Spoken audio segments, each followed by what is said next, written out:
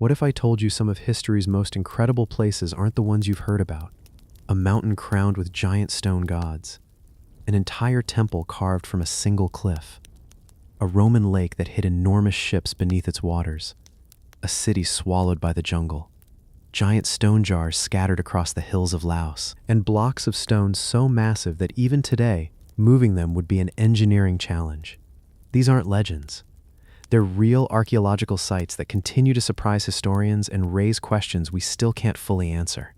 So tonight, we'll travel across ancient kingdoms, forgotten mountains, hidden valleys. But before we begin, let me know where you're watching from and what time it is where you are. I always enjoy seeing how far these journeys reach. And if you subscribe before we start, well, there's a long-running tradition on this channel that says it brings 7 years of good luck. I can't promise it's true, but I wouldn't risk it. Now, get comfortable, and let's begin our journey into the ancient world. The mountain where giant gods lost their heads. High above the mountains of southeastern Turkey, enormous stone faces stare silently across the horizon. Some are nearly 3 meters tall. They wear elaborate crowns and solemn expressions, yet none remain where they were originally placed. Their bodies still sit proudly upon massive stone thrones. Their heads, however, lie scattered across the mountaintop, as though giants themselves had been brought to their knees. For more than 2,000 years, these colossal statues have endured fierce winds, heavy snow, earthquakes, and the passing of empires. They belong to one of the most extraordinary monuments ever built in the ancient world. This is Nemrut Dağ, a mountaintop sanctuary unlike any other, a place where kings sought immortality by placing themselves among the gods. Mount Nemrut rises more than 2,100 meters above sea level in southeastern Turkey, overlooking the rugged landscapes once ruled by the ancient kingdom of Commagene. From its summit, sweeping views stretch across distant mountain ranges and fertile valleys, making it easy to understand why this dramatic peak was chosen for a monument meant to last forever. The sanctuary was commissioned during the 1st century BC by King Antiochus I of Commagene. His kingdom occupied a strategic position between the Roman Republic and the Parthian Empire, two powerful rivals competing for influence across the Near East. Rather than siding completely with either empire, Antiochus cultivated a unique identity, blending Persian traditions with Greek culture to create a kingdom that reflected both worlds. That vision is carved into the mountain itself. At the summit, workers constructed an immense artificial mound from millions of crushed limestone fragments. The cone-shaped tumulus rises more than 50 meters high and is believed to conceal the king's burial chamber, although despite decades of exploration, no tomb has ever been found. Surrounding the mound are 2 ceremonial terraces, one facing east toward the sunrise and the other west toward the setting sun. Upon these terraces once stood colossal seated statues representing Zeus, Apollo, Heracles, Fortuna, and King Antiochus himself. Each figure measured between 8 and 9 meters in height when complete, making them among the largest sculptures created during the Hellenistic period. Time eventually changed their appearance. Powerful earthquakes, harsh winters, and centuries of exposure caused the massive limestone heads to tumble from their bodies. Today, they rest in front of the seated figures, creating one of archaeology's most unforgettable landscapes. The fallen heads have become the defining image of Nemrut Dağ, attracting visitors from around the world who come to witness this remarkable mountain sanctuary. The monument is filled with symbolism. Large stone reliefs depict Antiochus shaking hands with the gods, presenting himself as both a mortal ruler and a figure chosen by divine powers. Lengthy Greek inscriptions carved into the stone explain the king's wishes for future generations, describing ceremonies, festivals, and offerings that were to honor both the gods and his own memory. Few ancient monuments preserve such a personal message from the ruler who commissioned them. Astronomy may also have played an important role in the site's design. Some researchers believe the arrangement of statues and reliefs aligns with significant celestial events, although the extent of these astronomical connections continues to be studied. Whether intentional or not, the sunrise and sunset transform the monument with changing light, giving the giant figures an almost timeless presence against the mountain sky. Following the absorption of Commagene into the Roman Empire, the sanctuary gradually fell out of regular use. Religious ceremonies ceased. Mountain weather slowly weathered the limestone. Vegetation spread across the terraces, while the remote location helped protect the monument from large-scale destruction for many centuries. Modern archaeological investigations began in the late 19th century and continue today. Researchers use laser scanning, drone photography, and geological surveys to document the statues, stabilize fragile structures, and search for clues hidden within the enormous tumulus.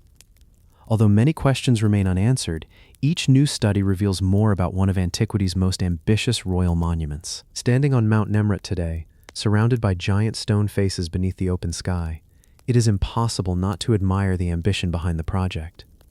King Antiochus hoped his sanctuary would preserve his name forever.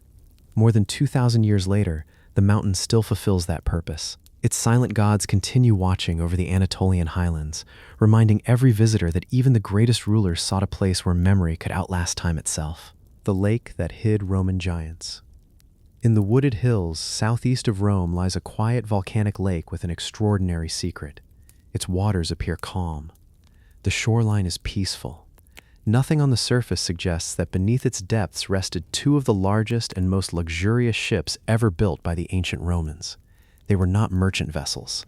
They were not warships. Instead, they were floating palaces, filled with marble floors, bronze decorations, fountains, and engineering so advanced that many of their features would not appear again for centuries. For nearly 2,000 years, the lake concealed these remarkable creations from the world. This is Lake Nemi, and its hidden ships became one of the greatest archaeological discoveries in Roman history. Lake Nemi lies about 30 kilometers south of modern Rome, surrounded by the forested Alban Hills. Known in antiquity as the Mirror of Diana because of its perfectly still waters, the lake held deep religious importance long before the Roman Empire reached its height. On its northern shore stood a magnificent sanctuary dedicated to Diana, the Roman goddess associated with nature, hunting, and the moon. Pilgrims traveled from across Italy to worship at the sacred temple, making the lake one of the most important religious centers in ancient Latium. During the 1st century AD, the Roman Emperor Caligula ordered the construction of two enormous ships unlike anything the Mediterranean had ever seen. Rather than sailing across the sea, these vessels remained on the sheltered waters of Lake Nemi. Ancient writers mentioned their existence, but over time they vanished beneath the lake, becoming little more than legend. When divers finally located the wrecks centuries later, the discoveries astonished archaeologists. One ship measured more than 70 meters in length. The other was only slightly smaller. Together, they represented an extraordinary level of Roman engineering. Excavations revealed marble pavements, elaborate mosaics, gilded bronze ornaments, beautifully carved statues, lead plumbing systems, and sophisticated mechanical devices. Some parts even included rotating platforms supported by precision ball bearings, technology far ahead of what historians once believed the Romans possessed. The exact purpose of the ships continues to be discussed. Many researchers believe they served as ceremonial barges connected with religious festivals held at the sanctuary of Diana. Others suggest they functioned as floating palaces where Emperor Caligula entertained guests with lavish celebrations surrounded by the tranquil waters of the sacred lake. Whatever their role, these vessels reflected the immense wealth and ambition of imperial Rome. After Caligula's assassination in AD 41, the ships were deliberately sunk or abandoned. Over time, mud settled around their wooden hulls, preserving many delicate features beneath the lake bed. Generation after generation passed without realizing what rested below the quiet surface. The search for the ships fascinated explorers for centuries. Early attempts to recover them began during the Renaissance, but the technology of the time proved inadequate. Only in the 1920s did an ambitious engineering project make full excavation possible. Engineers lowered the level of Lake Nemi by reopening an ancient Roman drainage tunnel, gradually exposing the massive hulls for the first time in nearly 2,000 years. The discovery attracted worldwide attention. Historians, engineers, and archaeologists gathered to study the remarkable vessels, recognizing them as masterpieces of ancient craftsmanship. A museum was constructed beside the lake to protect and display the ships, allowing visitors to appreciate their astonishing scale. Tragically, much of that achievement was lost during the Second World War. In 1944, a devastating fire destroyed the wooden remains of both ships while they stood inside the museum. Only metal fittings, photographs, drawings, and objects recovered during excavation survived the disaster. Although the ships themselves were largely lost, the detailed records created before the fire continue to provide invaluable information about Roman naval architecture and engineering. Archaeological work around Lake Nemi continues today. Researchers study the sanctuary, the surrounding landscape, and the surviving artifacts to better understand how the lake functioned as both a sacred place and an imperial retreat. Each new investigation adds another chapter to the story of a site where religion, engineering, and royal ambition came together in remarkable fashion. Standing beside the still waters of Lake Nemi today, it is difficult to imagine the enormous ships that once floated across its surface. Yet beneath the quiet beauty of the lake lies the memory of an age when Roman emperors transformed even a secluded mountain lake into a stage for extraordinary architectural and engineering achievement. The sanctuary hidden in stone. In the heart of central Turkey, an entire world was carved into rock. Not a single temple built from stacked stone. Not a fortress rising above the landscape. Instead, churches, monasteries, homes, and hidden passageways were sculpted directly into towering cliffs formed millions of years earlier by volcanic eruptions. From the outside, many of these sanctuaries are almost invisible. Their entrances blend into the pale rock. Only after stepping inside do painted walls, graceful arches, and ancient altars begin to emerge from the darkness. For centuries, these remarkable spaces protected communities seeking safety, faith, and solitude in one of the most unusual landscapes on Earth. This is Gurumi, where stone itself became a sanctuary. The Gurumi Valley lies within the Cappadocia region of central Turkey, a landscape famous for its towering rock pillars, deep valleys, and soft volcanic tuff shaped by wind and rain over millions of years. The unusual geology created an environment unlike anywhere else in the world. The rock was firm enough to remain stable, yet soft enough to be carved with simple hand tools, allowing generations of people to transform the cliffs into homes, storage chambers, monasteries, and places of worship. Although people had occupied Cappadocia since prehistoric times, Gurumi became especially important during the early centuries of Christianity. Beginning in the 4th century AD, Christian monks sought refuge in these isolated valleys, establishing small religious communities far from the political and religious conflicts affecting the larger cities of the Roman Empire. Over time, hundreds of rock-cut churches appeared throughout the region. Each sanctuary reflected the devotion and craftsmanship of the people who created it. Simple chapels stood beside larger monasteries, complete with dining halls, kitchens, living quarters, and storerooms, all carved directly into the mountainside. Some churches remain remarkably plain, while others are covered from floor to ceiling with vibrant frescoes illustrating scenes from the life of Christ, biblical prophets, saints, and angels. Despite the passing of nearly 1,000 years, many of these paintings still retain their rich reds, deep blues, and warm earth tones. Among the best known are the Dark Church, the Apple Church, the Buckle Church, and the Snake Church, each preserving distinctive works of medieval Christian art. Rather than decorating separate walls, the artists painted directly onto the carved stone, allowing architecture and artwork to become part of the same living surface. The surrounding valleys also offered natural protection. Narrow passages, hidden entrances, and elevated viewpoints made it difficult for invading forces to locate many of these communities. During periods of regional unrest, residents could retreat into nearby underground settlements connected to the wider Cappadocian network, creating a remarkable system of refuge beneath the landscape. Archaeological research has revealed that Gurumi was far more than a collection of isolated chapels. It functioned as a thriving monastic center where religious study, manuscript copying, education, farming, and daily life unfolded side by side. Vineyards and orchards flourished in the fertile valleys, while rainwater collected in carefully designed cisterns sustained the communities throughout the year. As Christianity spread across Anatolia, Gurumi grew into one of the region's most respected spiritual centers. Pilgrims, monks, and scholars visited its monasteries, contributing to centuries of continuous occupation and artistic development. Even after political authority shifted between Byzantine, Seljuk, and later Ottoman rulers, many of the churches remained standing, protected by the cliffs that concealed them. Time eventually changed the valley. Monastic life gradually declined, and many churches were abandoned. Dust settled across their floors. Some frescoes faded beneath smoke or weather, while others survived almost untouched within the cool, sheltered interiors. The landscape quietly preserved these sacred spaces until systematic archaeological and conservation work began in the modern era. Today, Gurumi provides one of the world's finest collections of rock-cut religious architecture. Researchers continue documenting the churches, restoring fragile paintings, and uncovering new details about the communities that once lived among these extraordinary formations. Every restored fresco and carefully preserved chamber adds another chapter to the story of a place where faith and nature became inseparable. Walking through Gurmi today feels less like visiting a ruined city and more like entering a landscape shaped by devotion itself.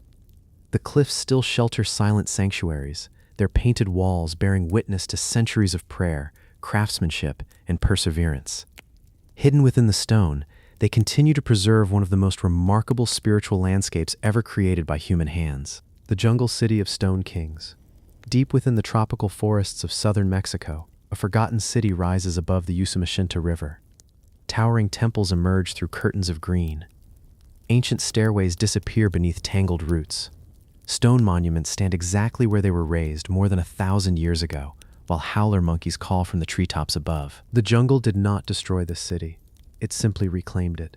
For centuries, the rainforest protected its temples, palaces, and royal monuments from the outside world, preserving one of the greatest cities of the ancient Maya.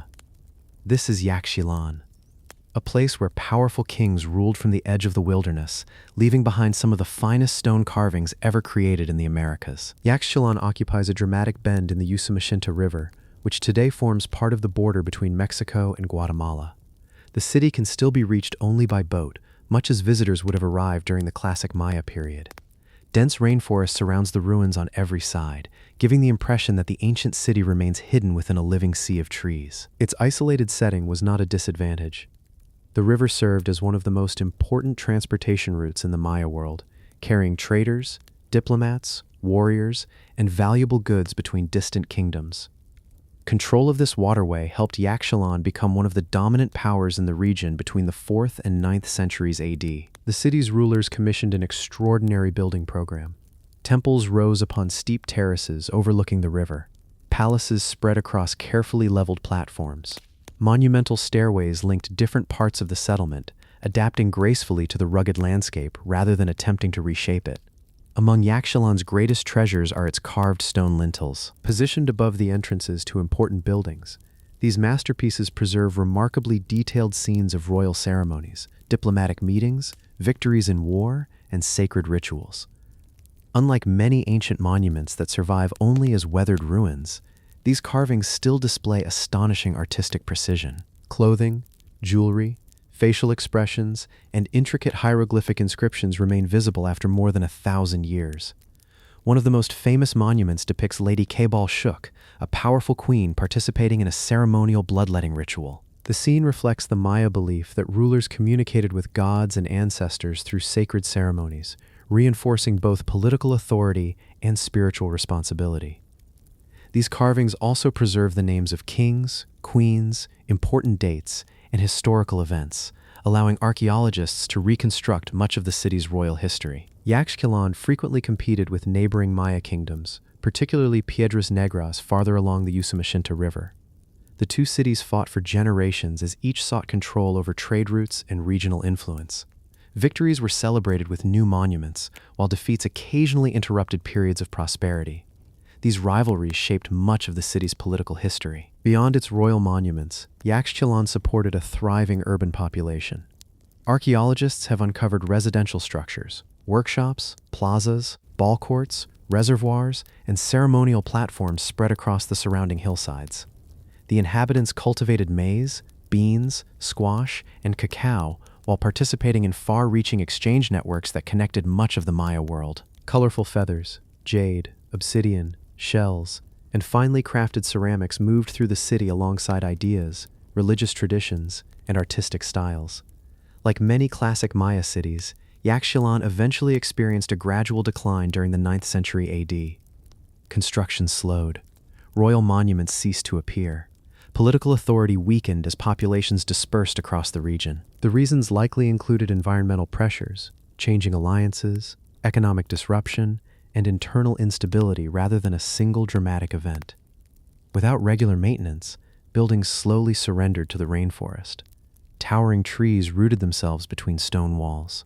Vines climbed temple staircases. The jungle concealed the city so completely that centuries passed before explorers once again documented its remarkable architecture. Today, archaeologists continue studying Yaxchilan using modern mapping technologies, conservation projects, and detailed analysis of its inscriptions. Each investigation expands our understanding of Maya history, revealing the achievements of a civilization whose knowledge of astronomy, architecture, mathematics, and writing rivaled the greatest cultures of the ancient world.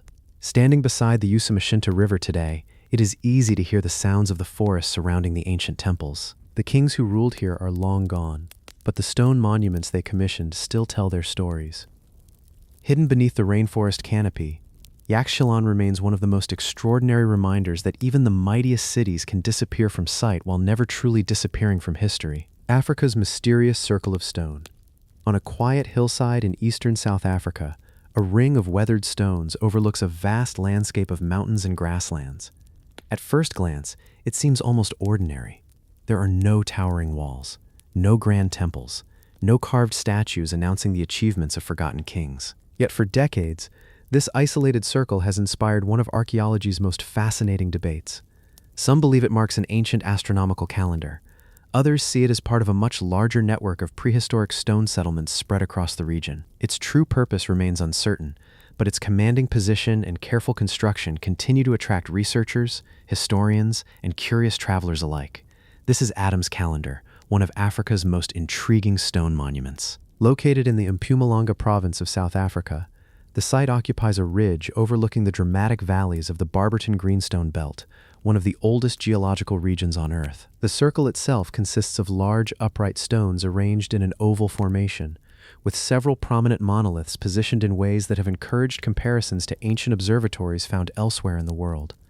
Unlike many famous archaeological monuments, Adam's Calendar was not built by a civilization known from written records. Its creators left no inscriptions, no carved monuments, and no surviving documents explaining why the stones were placed here. Instead, archaeologists must rely on the landscape, the surrounding archaeological evidence, and careful analysis of the stones themselves. The monument first gained wider attention during the early 21st century, when researchers suggested that certain alignments might correspond with the movements of the sun during the solstices and equinoxes. At specific times of the year, shadows cast by some of the larger stones appear to fall in predictable directions, leading to the idea that the circle may have helped ancient communities track seasonal changes. For societies that depended upon rainfall, grazing lands, and agriculture, understanding the changing seasons would have been of enormous importance. Although these proposed alignments remain the subject of ongoing study, they demonstrate how prehistoric people often combined practical knowledge with ceremonial traditions. The surrounding landscape adds another layer to the mystery. Across Mpumalanga lie thousands of ancient stone walls, circular enclosures, and terraced settlements built by farming communities over many centuries. These structures reveal that the region supported substantial populations long before European exploration reached southern Africa. Many archaeologists believe Adam's Calendar should be understood within this wider archaeological landscape rather than as an isolated monument. Its builders may have belonged to one of these early communities, creating a ceremonial gathering place connected to nearby settlements. Excavations around the region have uncovered evidence of livestock farming, iron production, agriculture, and carefully organized villages. Stone enclosures protected animals, while terraces helped cultivate crops on the surrounding hillsides. Together, these discoveries reveal societies that adapted successfully to the changing environment while developing impressive construction techniques using locally available stone. Because the monument contains few artifacts that can be directly dated, establishing its exact age has proven difficult. This uncertainty has encouraged a wide range of theories, some grounded in archaeological research and others far more speculative. Claims that the site is hundreds of thousands of years old or connected to vanished supercivilizations have attracted public attention, but these ideas are not supported by mainstream archaeological evidence. Researchers instead continue to investigate the monument through careful surveying, geological studies, and comparisons with other southern African stone settlements. The absence of definitive answers has become part of the site's enduring appeal. Rather than diminishing its significance, the unanswered questions encourage continued exploration of a landscape that still holds many archaeological surprises. Each new survey contributes another piece to the broader story of early communities that lived, farmed, traded, and built across southern Africa. Standing among the weathered stones today, the silence is striking. The wind moves through the surrounding grasslands just as it has for countless generations. Whether Adam's Calendar marked the changing seasons, served as a ceremonial gathering place, or fulfilled another purpose entirely, its builders selected this ridge with remarkable care. Long after their names have been forgotten, the stones remain exactly where they were placed, quietly overlooking one of Africa's oldest landscapes and reminding us that history often survives in its simplest forms. Laos, a plain of giant stone vessels. Across the rolling hills of northern Laos, thousands of enormous stone jars stand scattered across the landscape. Some are no taller than a person. Others weigh several tons. They have no lids, no inscriptions, no decoration to reveal who made them or why they were placed here. For centuries, local communities have wondered about their purpose. Legends speak of giants who used them after great victories. Archaeologists, however, believe these mysterious vessels tell a very different story, one that reaches back more than 2,000 years. This is the Plain of Jars, one of Southeast Asia's greatest archaeological mysteries. Stretching across the Xiangkuang Plateau, the site includes more than 90 separate jar fields spread over hills, ridges, and open valleys. Together, they contain over 2,000 massive stone vessels, making it one of the largest megalithic landscapes ever discovered. The jars were carved from enormous blocks of sandstone, limestone, granite, and conglomerate. Many of these rocks came from quarries several kilometers away, meaning ancient builders somehow transported stones weighing several tons across rugged terrain without modern machinery. Exactly how they accomplished this remains uncertain, but the effort required would have demanded careful planning, skilled labor, and remarkable determination. Most researchers believe the jars were created between 500 BC and AD 500, during the Iron Age. Although no written records survive from the people who built them, archaeological excavations have uncovered valuable clues beneath and around the jars. Burial pits, human remains, ceramic vessels, iron tools, glass beads, and charcoal deposits suggest that these locations were closely connected to ancient funerary practices. Rather than serving as storage containers, many archaeologists now believe the jars formed part of elaborate burial ceremonies. One leading theory proposes that the deceased were first placed inside the jars or nearby until only their bones remained. The remains were then carefully buried in surrounding graves along with personal objects and ceremonial offerings. While the exact sequence of these rituals is still debated, the evidence strongly suggests that the jar fields were places of remembrance rather than ordinary settlements. The remarkable scale of the monuments makes their construction even more impressive. Some jars stand more than 3 meters tall and weigh over 10 tons. Despite their enormous size, many were shaped with surprising precision, featuring smooth interiors and carefully rounded rims. The craftsmen responsible clearly possessed advanced knowledge of stoneworking techniques. The surrounding plateau contains no traces of large cities or palaces. Instead, the jar fields appear across isolated hilltops overlooking the valleys below. Their elevated locations may have carried ceremonial importance, creating visible landmarks for communities spread across the region. Every site seems to have been selected with careful attention to the landscape. The Plain of Jars also endured one of the most difficult chapters of modern history. During the 20th century, large parts of the region were heavily bombed, leaving thousands of unexploded ordnance scattered across the countryside. For decades, many archaeological sites remained inaccessible while clearance teams worked to make the area safe. Even today, research continues cautiously in some locations, balancing archaeological exploration with ongoing safety efforts. Despite these challenges, excavations have steadily expanded our understanding of the ancient jar builders. Modern technologies, including drone surveys, ground-penetrating radar, and detailed geological studies, continue revealing previously unknown jar fields and associated burial sites. Each discovery adds another piece to a puzzle that archaeologists have been assembling for generations. Today, the Plain of Jars stands among the most extraordinary prehistoric landscapes in Asia. Its massive stone vessels remain exactly where they were placed more than 2,000 years ago, overlooking the same hills and valleys that their builders once knew. Whether viewed as monuments to the dead, ceremonial gathering places, or symbols of community identity, they continue to challenge our understanding of ancient societies. Across the quiet highlands of Laos, these giant stone jars still guard their secrets. Their creators have vanished into history, yet the remarkable monuments they left behind remain one of archaeology's most enduring and captivating mysteries. The cliffside city of the dead. High above a remote valley in northern Peru, tiny buildings cling to the face of a towering limestone cliff. From below, they resemble a forgotten village suspended between earth and sky. Their white walls still catch the sunlight. Their red-painted details remain faintly visible after centuries. Yet no families ever lived inside these remarkable structures. They were built for the dead. Hidden in one of the Andes' most inaccessible landscapes, these extraordinary cliffside mausoleums protected generations of ancestors far beyond the reach of floods, animals, and invading armies.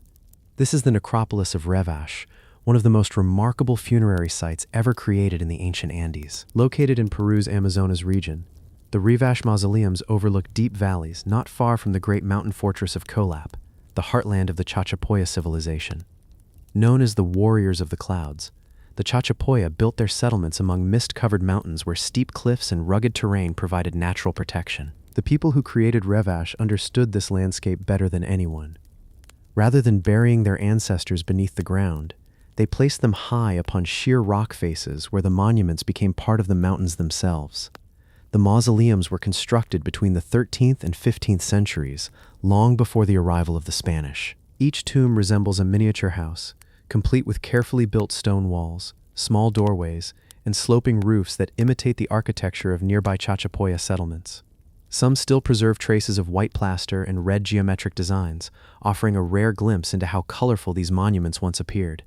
Building them was an extraordinary achievement. Workers transported stone, clay, timber, and other materials onto narrow cliff ledges hundreds of meters above the valley floor. Without modern climbing equipment, every stage of construction demanded remarkable planning, balance, and cooperation. The location was chosen with great care. From below, the mausoleums are difficult to reach and almost impossible to approach without knowing the mountain paths. This natural isolation helped protect the remains of important individuals for centuries. Inside the structures, archaeologists have discovered bundles containing human remains, textiles, pottery, woven baskets, and personal belongings placed beside the deceased. These offerings reflect the Chachapoya belief that death marked the beginning of another stage of existence rather than a final end.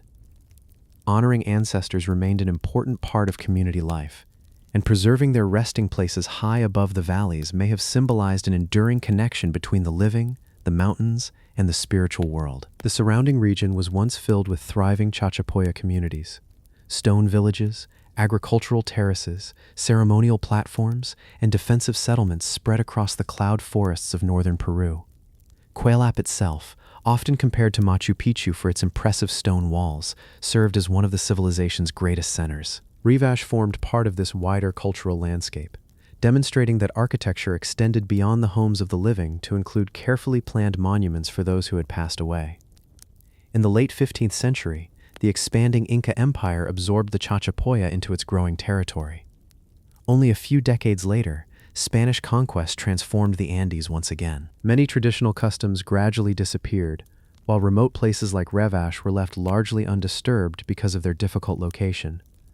The mountains quietly preserved the mausoleums for generations. Today, archaeologists continue documenting the cliffside tombs using drones, digital mapping, and conservation techniques designed to protect the fragile structures from erosion and weather. Every new survey helps researchers understand more about Chachapoya society, its funerary traditions, and the remarkable engineering that made these monuments possible. Standing across the valley today, the mausoleums appear almost suspended in time. Their silent walls still overlook the forests below, just as they have for more than 700 years. Hidden among the cliffs of northern Peru, the City of the Dead remains one of South America's most breathtaking archaeological treasures, a place where memory was quite literally built into the mountains themselves. India's stairway into the earth. In the dry heart of Rajasthan, where summer temperatures regularly soar above 40 degrees, an astonishing monument disappears beneath the ground instead of rising toward the sky. From the surface, it appears almost ordinary. Then the earth suddenly opens. Thousands of perfectly aligned stone steps plunge downward in a breathtaking geometric pattern, leading into the cool shadows below. At the very bottom rests a pool of water that once sustained an entire community through seasons of relentless heat. It is neither a palace nor a temple. Yet for centuries, it became one of the most important gathering places in the region. This is Chanbauri, one of the deepest and most remarkable stepwells ever built. A masterpiece of engineering where architecture, survival, and devotion came together beneath the desert landscape. Chanbauri stands in the village of Abhaneri in the Indian state of Rajasthan, a region where water has always been among life's most precious resources. Rainfall is unpredictable, and long dry seasons have challenged communities for thousands of years. To overcome this harsh environment, ancient builders developed an ingenious solution. Rather than storing water in elevated reservoirs, they dug deep into the earth until they reached reliable groundwater, creating monumental stepwells that allowed people to reach the water even as its level changed throughout the year. Chand Barri is believed to have been constructed between the 8th and 9th centuries AD during the rule of the Chahamana dynasty. Its scale remains astonishing. The stepwell descends approximately 20 meters below ground and contains more than 3,500 narrow stone steps arranged in an intricate symmetrical pattern across 13 levels. From almost any viewpoint, the repeating lines create a striking visual illusion, making the monument appear even larger than it truly is. Every step served a practical purpose. As the water level rose and fell with the changing seasons, people simply walked farther down the staircase to reach it. The design ensured continuous access throughout the year while also helping to reduce evaporation by keeping the water deep below the scorching desert sun. The lower levels remained noticeably cooler than the surrounding landscape. Even on the hottest afternoons, temperatures near the water could be several degrees lower than those above. For local residents, Chand Barri became far more than a source of drinking water. People gathered here to collect water, wash clothes, exchange news, conduct business, and rest in the welcome shade. The stepwell functioned as a social center where everyday life unfolded beneath the surface of the earth. Adjacent to the well stands the Harshat Mata Temple, dedicated to the goddess of joy and prosperity. Many historians believe religious ceremonies and water collection were closely connected, making Chand Barri both a practical engineering project and a sacred place within the community. The relationship between water and spirituality has long held deep significance across the Indian subcontinent, and this monument reflects that enduring tradition. Constructing such a vast structure required remarkable planning.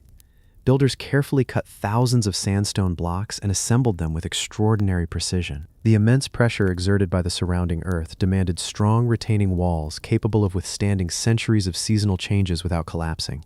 More than 1,200 years later, much of the original structure still remains intact, a testament to the skill of its designers.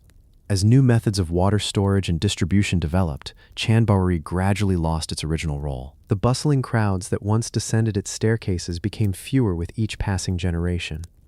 Dust settled across the lower steps, while the monument quietly endured beneath the desert sun. Its remarkable preservation has allowed modern archaeologists and historians to study one of India's finest examples of early hydraulic engineering. Every carefully placed stone reveals how ancient communities adapted to one of the world's most demanding environments using knowledge, craftsmanship, and an extraordinary understanding of water management. Standing at the edge of Chand Barri today, the view is unforgettable. The endless rows of descending steps seem to draw the eye toward the cool water below, creating one of the most mesmerizing architectural spaces ever constructed. Hidden beneath the sands of Rajasthan, this remarkable stairway reminds us that some of humanity's greatest achievements were built not to touch the heavens, but to reach the life-giving water beneath our feet. Scotland's tomb carved from a single stone. On a quiet island in Scotland's Orkney archipelago rests a monument unlike any other in prehistoric Europe. There are no towering standing stones, no great burial mound rising above the landscape, no walls built from hundreds of carefully stacked blocks. Instead, an entire tomb was carved from a single colossal boulder. Its doorway, sleeping chamber, stone bed, and narrow passage were all hollowed from one enormous block of sandstone left behind by ancient glaciers. For more than 5,000 years, it has remained exactly where its builders shaped it. This remarkable monument is known as the Dwarfy Stane, a place that has inspired archaeologists, travelers, and local legends for centuries. The Dwarfy Stane stands on the island of Hoy, the second largest island in Orkney, surrounded by rolling moorland, peat bogs, and dramatic sea cliffs. Unlike many of Orkney's famous Neolithic monuments, it stands alone. There is no surrounding settlement, no ceremonial complex, and no obvious cemetery nearby. The massive stone appears almost isolated, giving the impression that it was deliberately placed apart from the everyday world. In reality, the boulder is a glacial erratic, carried to Hoy thousands of years earlier by moving ice before being left behind as the glaciers retreated. Rather than quarrying fresh stone, Neolithic builders recognized the potential of this natural giant and transformed it into one of Britain's most unusual prehistoric monuments. The boulder measures roughly 9 meters in length, more than 4 meters wide, and weighs hundreds of tons. Its sheer size made it impossible to move. Instead, ancient craftsmen brought the monument to life by carving directly into the living stone. A narrow entrance leads through a carefully cut passage into a rectangular burial chamber. Inside are two raised stone platforms that resemble beds, though they were almost certainly intended to support the deceased rather than the living. The precision of the workmanship is remarkable. Using only stone tools and endless patience, the builders gradually removed enormous quantities of sandstone, creating smooth interior walls and a chamber that has survived for thousands of years.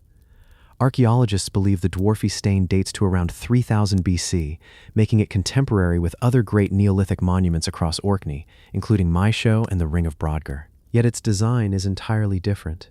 Instead of constructing a tomb from many individual stones, its creators chose to sculpt a complete monument from one natural block, a solution almost without parallel in Northern Europe. The tomb was once sealed by a large stone slab fitted across the entrance. Although the blocking stone now rests beside the monument, its presence shows that the chamber could be securely closed after burials had taken place. Exactly who was buried here remains unknown. No human remains survive to identify the people who once rested inside, leaving archaeologists to reconstruct its purpose through architecture and comparison with similar Neolithic tombs. The monument later inspired stories that had little to do with archaeology. Local folklore claimed the chamber had been carved by dwarfs, giving rise to the modern name Dwarfy Stane. Others imagined it as the home of mythical beings who lived within the lonely landscape of Hoy. These legends became part of Orkney's rich oral tradition, adding another layer to the monument's already remarkable history.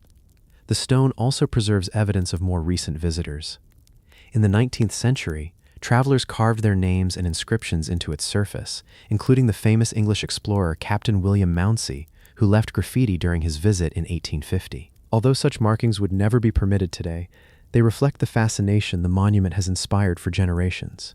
Modern archaeological surveys continue to study the Dwarfy Stane using laser scanning, geological analysis, and detailed recording techniques. Researchers hope these investigations will reveal more about how Neolithic communities planned the monument, the tools they used, and the role it played within Orkney's wider ceremonial landscape. Even after centuries of study, many questions remain unanswered. Standing beside the Dwarfy Stane today, its simplicity is what makes it so extraordinary. No towering walls announce its importance. No elaborate carvings decorate its entrance. Its quiet presence is enough. From a single glacial boulder, prehistoric builders created a lasting monument to memory, demonstrating that remarkable architecture does not always require countless stones. Sometimes, one was enough. Ireland's forgotten tomb of the setting sun. Hidden among the green hills of Ireland's Boyne Valley stands an ancient monument that has spent thousands of years in the shadow of a far more famous neighbor.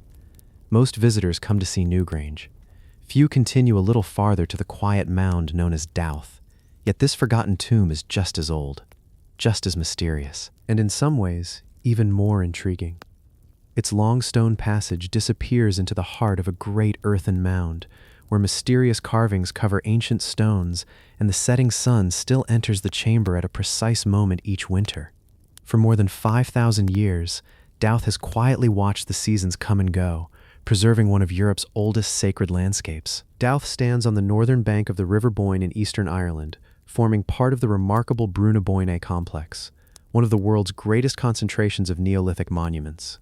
Together with Newgrange and Knowth, it was built around 3200 BC, making it older than Stonehenge and even older than the pyramids of Egypt. The people who created these monuments belonged to farming communities that had only recently settled across Ireland. Without metal tools or wheeled vehicles, they transformed the landscape into a ceremonial center whose influence lasted for centuries. Douth itself is an enormous passage, tomb measuring nearly 85 meters in diameter. Thousands of tons of earth and stone were carefully piled together to create the Great Mound, while massive curbstones were placed around its base to hold the structure in place. At its center lies a stone-built chamber reached by a narrow passage that stretches deep into the monument. Unlike many ancient tombs that were constructed only for burial, Douth appears to have served several purposes. Excavations have uncovered cremated human remains, pottery, decorated stone objects, and traces of ceremonial activity, suggesting that remembrance, ritual, and community gatherings all played important roles here. Generations may have returned repeatedly to honor their ancestors within the monument. One of Douth's most fascinating features is its connection to the winter solstice. Whereas Newgrange is famous for welcoming the rising sun into its chamber, Douth aligns with the setting sun. Around the shortest days of the year, golden evening light travels through the western passage, briefly illuminating the inner chamber before darkness returns. The builders achieved this remarkable alignment more than 5,000 years ago using only careful observation of the sky and extraordinary architectural precision. The stones surrounding the mound are equally remarkable. Many display intricate megalithic carvings, including spirals, circles, zigzags, arcs, and geometric patterns. These designs remain among the oldest surviving examples of monumental art in Europe. Although their meaning has been debated for generations, no definitive explanation has ever emerged. Some may represent celestial cycles. Others could reflect religious beliefs, territorial symbols, or entirely different ideas now lost to history. Unlike Newgrange, which remained relatively intact, Douth experienced centuries of disturbance. During the 19th century, part of the mound was excavated using methods that caused significant damage to the monument's interior. Some stones were displaced, and parts of the original structure collapsed. Even so, much of the passage tomb survived, allowing modern archaeologists to continue studying its remarkable design. The surrounding Boyne Valley reveals that Douth was never an isolated monument. Nearby stand additional burial mounds, ceremonial enclosures, standing stones, and ancient pathways, together forming one of prehistoric Europe's most important ritual landscapes. Rather than serving a single village, these monuments likely attracted communities from across the region for ceremonies tied to ancestry, agriculture, and the changing seasons. Today, researchers continue examining Douth using laser scanning, ground-penetrating radar, and detailed archaeological surveys. These technologies are helping reveal hidden features beneath the mound while improving our understanding of how the entire Bruna-Boyne complex functioned more than 5 millennia ago. Each discovery strengthens the view that these monuments were masterpieces of engineering, astronomy, and communal planning. Standing before Douth today, there is a quietness that sets it apart. Its grassy mound rises gently from the Irish countryside, hiding one of Europe's oldest sacred spaces beneath its surface. When the winter sun sinks toward the horizon, just as it has for thousands of years, its final rays once again enter the ancient passage. For a brief moment, the darkness gives way to light, reminding us that even the oldest monuments still keep time with the sky above. India's mountain carved into a temple. In western India, an entire mountain was transformed into one of the greatest architectural achievements in human history.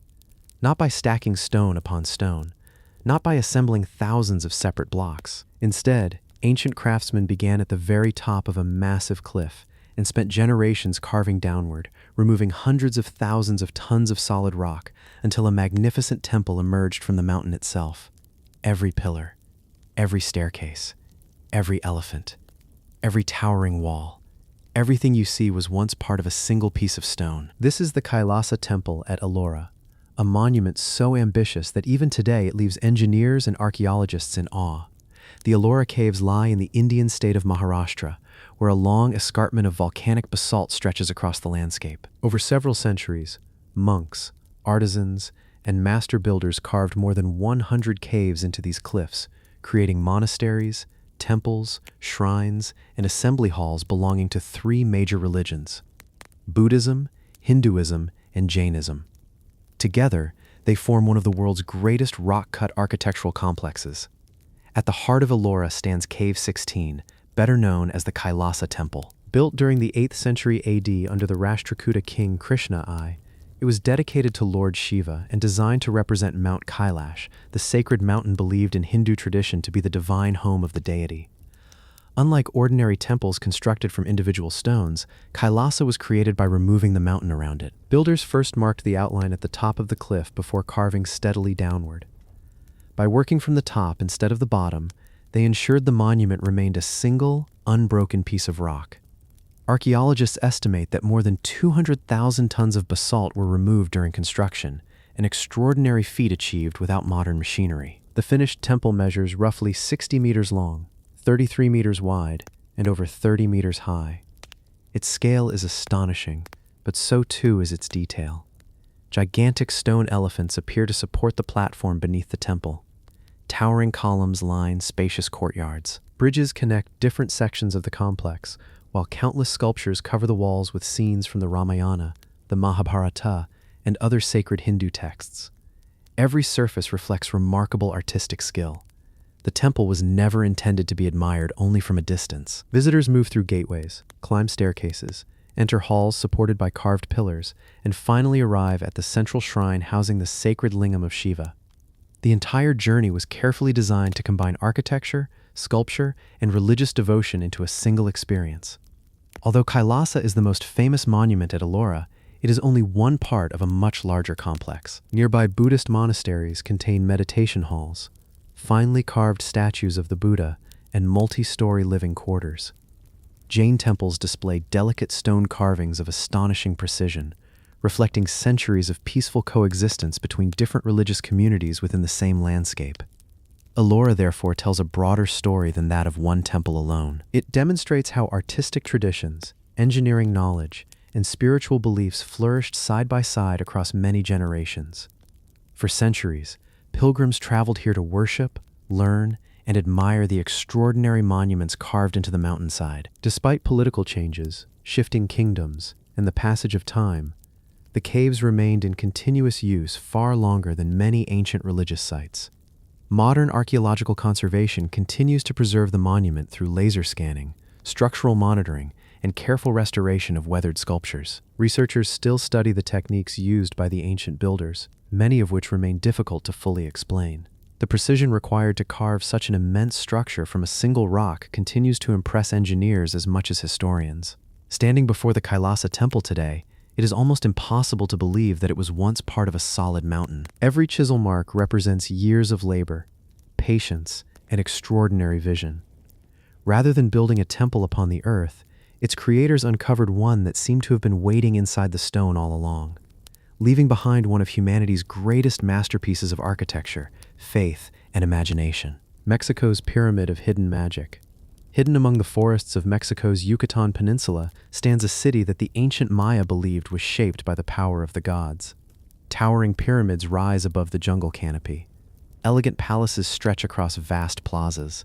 Intricate stone carvings cover walls that have survived for more than 1,000 years. Unlike many ancient cities built beside mighty rivers, Uxmal flourished in a landscape where fresh water was scarce, forcing its people to rely on remarkable engineering, careful planning, and an extraordinary understanding of their environment. To later generations, the city's beauty seemed almost impossible to explain. Legends claimed it had been built in a single night by supernatural beings. The truth is every bit as remarkable. This is Uxmal, one of the greatest cities of the ancient Maya, and home to one of the most distinctive pyramids ever constructed in the Americas. Uxmal lies in the Puc Hills of northern Yucatan, where low limestone ridges rise gently above the surrounding plains. Unlike other regions of the Maya world, there are no permanent rivers or lakes nearby. Instead, the inhabitants depended upon seasonal rainfall, collecting precious water in enormous underground cisterns known as choltons. Their ability to survive, and ultimately thrive, in such a challenging landscape became one of the city's greatest achievements. The settlement began around the 6th century AD, but reached its height between the 8th and 10th centuries, when it emerged as one of the most powerful political and cultural centers in the Maya world. Its rulers transformed the city into a masterpiece of architecture, filling it with ceremonial plazas, royal residences, administrative buildings, and temples decorated with some of the finest stone mosaics ever created by Maya craftsmen. Dominating the skyline is the Pyramid of the Magician, perhaps the most unusual pyramid in all of Mesoamerica. Unlike the square pyramids found elsewhere in the Maya world, this monument has smooth, rounded corners and rises nearly 35 meters above the plaza below. Archaeologists have discovered that it was not built all at once. Instead, several earlier temples were gradually enclosed within larger structures over many generations, allowing the pyramid to grow as the city's importance increased. According to local legend, the monument was constructed overnight by a magical dwarf born from an enchanted egg. Although the story belongs to mythology rather than history, it reflects the sense of wonder the pyramid has inspired for centuries. Its graceful curves and impressive height remain unlike anything else in ancient Maya architecture. Nearby stands the magnificent Governor's Palace, a building nearly 100 meters long whose facade is covered with thousands of precisely carved limestone blocks. Geometric patterns, serpents, Masks of the rain god Chak and symbolic motifs decorate almost every surface. The extraordinary craftsmanship demonstrates not only artistic excellence but also sophisticated mathematical planning and engineering. Water shaped nearly every aspect of life at Uxmal. Because rainfall determined survival, Chak became one of the city's most important deities. His distinctive long-nosed masks appear repeatedly across temples and palaces, serving as constant reminders of the dependence upon seasonal rains. The city's reservoirs, drainage systems, and water storage chambers reveal remarkable ingenuity in adapting to an environment where every drop mattered. Excavations have uncovered ceremonial offerings, finely painted pottery, obsidian tools, jade ornaments, shell jewelry, and evidence of long-distance trade linking Uxmal with other Maya kingdoms across Mesoamerica. The city was not isolated. Merchants, pilgrims, diplomats, and craftsmen regularly traveled between regional centers, carrying goods and ideas that enriched Maya civilization. Like many great Maya cities, Uxmal gradually declined during the 10th century. Construction slowed. Political alliances shifted. Trade routes changed. The reasons remain complex, involving environmental pressures, social transformation, and changing regional power rather than a single dramatic event. Eventually, the jungle reclaimed the plazas, temples, and palaces, preserving them beneath dense vegetation for centuries. Modern archaeological conservation has carefully revealed much of the city while protecting its remarkable architecture. Researchers continue studying inscriptions, astronomical alignments, construction techniques, and hydraulic systems, each discovery revealing new details about one of the Maya world's greatest achievements. Standing before the Pyramid of the Magician today, it is easy to understand why legends surrounded this extraordinary place. Its soaring silhouette still dominates the landscape, just as it did over 1,000 years ago. Far from being the work of magic alone, Uxmal stands as a testament to the imagination, engineering, and artistic brilliance of the ancient Maya. A city where human ingenuity transformed stone into one of the most beautiful monuments of the ancient world. The largest stones humanity never moved. In the mountains of modern Lebanon lies an ancient quarry where some of the largest stones ever cut by human hands still rest exactly where they were carved. One weighs more than 1,000 tons. Another is even larger. They are so enormous that even today, with cranes, heavy machinery, and modern engineering, moving them would be an extraordinary challenge. Yet more than 2,000 years ago, ancient builders carefully shaped these colossal blocks from solid bedrock. Then, for reasons still debated, they simply left them behind. These unfinished giants have puzzled engineers, archaeologists, and historians for generations. This is the Baalbek Quarry, a place where the limits of ancient engineering seem almost impossible to comprehend. The quarry lies just outside the ancient city of Baalbek in eastern Lebanon, nestled within the fertile Bekaa Valley. Only a short distance away stands one of the greatest temple complexes of the Roman world, famous for its colossal columns and monumental architecture. Long before visitors reached the temples, however, every massive block of limestone had to begin its journey here, carved directly from the mountainside. The quarry supplied the enormous stones used to construct Baalbek's temples, particularly the Temple of Jupiter, whose foundations contain some of the largest building blocks ever successfully transported and placed by human hands. Among them are the famous trilithon stones, each weighing approximately 800 tons. Their astonishing size alone has made Baalbek one of archaeology's greatest engineering mysteries. Yet the stones still resting inside the quarry are even more remarkable. The best known is the Stone of the Pregnant Woman, an immense limestone block measuring roughly 20 meters long and weighing close to 1,000 tons. For centuries, it was considered the largest known stone ever quarried. Then, during modern excavations, archaeologists uncovered an even larger unfinished block buried beneath the quarry floor. Known as the Stone of the South, it is estimated to weigh well over 1,600 tons, making it one of the heaviest stones ever intentionally carved by ancient builders. The question naturally follows: how did they expect to move something so enormous? Researchers believe Roman engineers combined carefully prepared roads, massive wooden sledges, rollers, ropes, and hundreds, perhaps even thousands, of workers operating in perfect coordination. Although experiments with smaller megaliths demonstrate that such methods are possible, transporting blocks of this scale would have required extraordinary planning and precision. Equally intriguing is why these gigantic stones never left the quarry. Some archaeologists suggest that flaws in the limestone became visible only after carving was nearly complete, making the blocks unsuitable for construction. Others believe changing building priorities, political events, or the immense practical difficulty of transportation led the project to be abandoned before the stones could be moved. Whatever the reason, the unfinished monoliths remained exactly where ancient craftsmen left them. The quarry itself reveals much about Roman engineering. Clear tool marks remain visible across the limestone surface, showing where workers systematically cut channels around each block before separating it from the bedrock. These traces allow archaeologists to reconstruct the techniques used to extract enormous stones with remarkable accuracy. Rather than relying on mysterious technology, the evidence points toward careful measurement, patient craftsmanship, and an exceptional understanding of stone.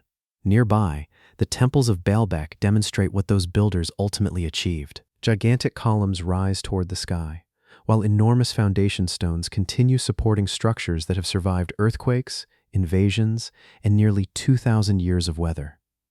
The unfinished blocks in the quarry, therefore, represent not failure, but part of an extraordinary construction process that pushed ancient engineering to its absolute limits. Modern archaeologists continue studying the quarry using three-dimensional laser scanning, geological analysis, and detailed surveys. Every new investigation provides valuable insight into how some of history's most ambitious monuments were planned and built. Even today, many questions remain unanswered, ensuring that the site continues to inspire both scientific research and public fascination. Standing beside these immense stones today, their scale is almost impossible to grasp. They seem less like building materials and more like pieces of the landscape itself. Yet every carefully cut surface reminds us that they were shaped by human hands. Though they never reached the temples they were meant to support, the giant stones of Baalbek remain one of the greatest surviving testaments to the ambition, ingenuity, and determination of the ancient world.